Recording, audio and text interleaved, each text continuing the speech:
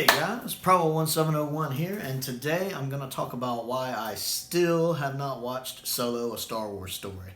And the main simple reason is because I still haven't wanted to. I have never had a desire to watch this movie. And still, a year and a half after it came out, I still have no desire to watch this movie. It seems so unnecessary. This movie strikes me as a movie that was made to make money. That's it. Not because they like the fans or because they wanted to tell the story, but because Disney likes money. They love money, but they have no idea what to do with Star Wars. Whereas Marvel, they seem to be on a great track. They do good with Marvel. Star Wars, no clue what they're doing. No clue. That's what I'm going to call it. That's Kathleen Kennedy's middle name, I think. No clue. I don't know, this movie seems so unnecessary. This backstory of Han, I don't really need. It's what this movie is. It's like, do you want to know how he got his last name? We're gonna tell you. Do you want to know how he got his blaster? We're gonna tell you. Do you want to know how he got the dice? We're gonna tell you. Do you want to see the Kessel Run get made? We're gonna show you. It's like they expected everybody in the theaters to just have their penises in their hand and be masturbating at the end of the movie. Because, we're giving them all this stuff they've always wanted to see. Pass them a towel, pass them a towel. Hand out free towels when they buy the movie tickets. They're going to need them. I'm going to be honest, I never did see any of those things. First off, the dice and the gun, how he got them, don't give a shit. Do you? I don't. Never cared how he got the gun. It's a gun. I figure if he lost it, you know what he'd do? He'd get another gun. He's Han Solo. I don't think he's that attached to a gun. The dice. I figure they're like most people who keep dice on their mirror or whatever. It's an instrument. If something happened to him, he'd be like, crap, I like those dice. Oh well, do. Didn't care. The Millennium Falcon. Never needed to see how he got that. Know how he got that already. Read the books. Won it in a card game from Londo. All I needed to know. Covers that. I don't need all these backstories on these characters because it's been pretty much established already. I don't have to see it. Matter of fact, for me, a lot of very cool fictional characters, the more you develop their backstory, the less interesting they become. Think horror movie villains like, say, Michael Myers. Think about the early Michael Myers movies when you don't know why he's nuts and kills and does all that he does. Makes him mysterious. Michael Myers is more scary in some ways than Freddy or Jason because Michael Myers can be a real person. There's nothing supernatural here. This guy's just nuts. That guy could really exist. A guy could get a William Shatner mask, paint it white, put it on, and go around and actually do that. But then in these later movies, like The Curse of Michael Myers, they try to give a reason for why he's nuts, and they make it more supernatural, and it's stupid and dumb, and we don't need it. Same thing with even others. Like, even Freddy, they gave more of a backstory. His, they left it kind of simple. And so it still kind of works for him. But think about a lot of these movie characters. Think of the Joker in The Dark Knight.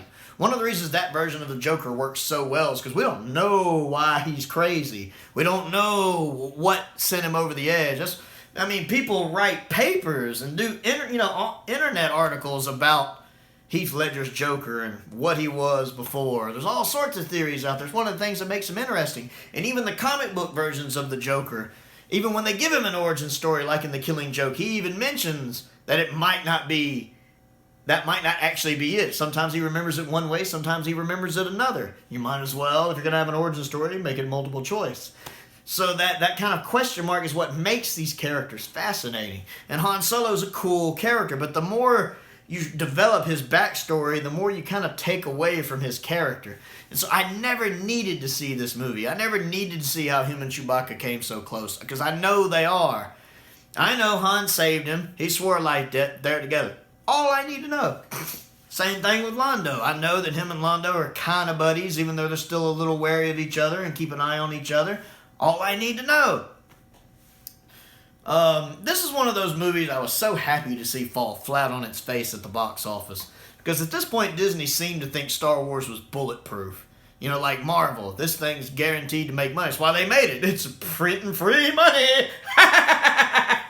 So I absolutely love that, especially with the backlash of Last Jedi. hitting in full force at this point. A lot of us pretty much said, you know what? We're boycotting Solo. We don't want to see it. It was our way. That's the reason I didn't go see Solo originally. That, in fact, it just didn't look interesting. Was I was pissed off about Last Jedi. It's a terrible Star Wars movie for the most part. Some good scenes, but terrible movie.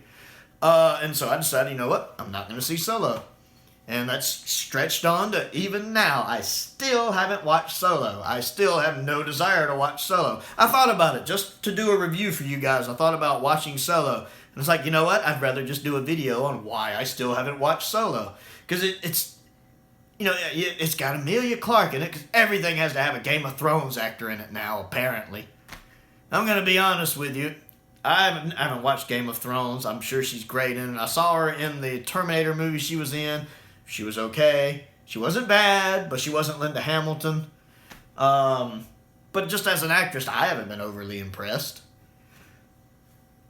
And then I heard Danny Glover's really good as Londo. Londo's a cool character. That's great. He'd probably be the best part of the movie in my eyes. The guy they have playing Han doesn't look anything like Han to me. And then Londo's robot is questionable at best to me. I don't know why that needs to be in there.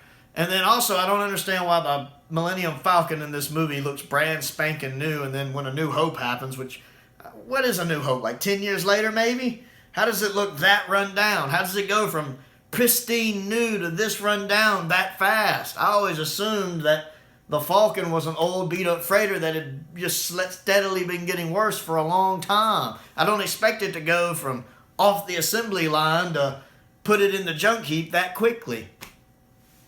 So, yeah, anyway, that's my basic rant for Solo. It's an unnecessary Star Wars movie that didn't need to be made, that actually proves Star Wars is not bulletproof at the box office, which I think is hilarious. I was happy to see this movie fail because it actually made Disney go, whoa, whoa, whoa, whoa, we need to step back and look at this. Because they have to realize that, you know, we're not a blind fandom that's just going to throw money your way. Most of us anyway.